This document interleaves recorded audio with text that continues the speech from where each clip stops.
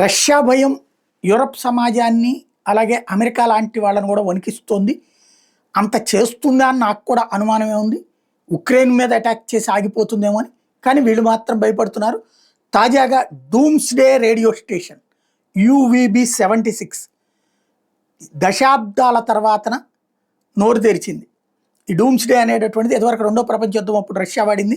ఆ తర్వాత ఆఫ్ఘనిస్తాన్లో తాలిబాన్ల మీద అటాక్స్ అప్పుడు వాడింది. ఇప్పుడు రష్యా తాజాగా UV-76 చాలా రోజుల తర్వాత నోరు తెరిచింది. ఫస్ట్ మెసేజ్ 4 గంటలకి నిన్న సింగిల్ కోడెడ్ వర్డ్ ఇబోబాజా అని వచ్చింది. ఆ తర్వాత సెకండ్ది 5:32కి ఎరాపోబ్లిస్ట్స్ అంటూ ఒక అంకెతో వచ్చింది.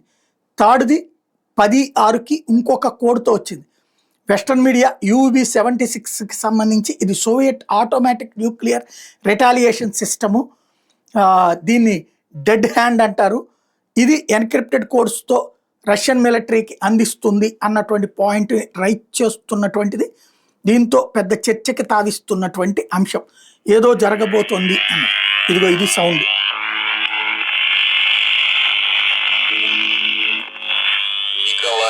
Женя, Татьяна, Иван.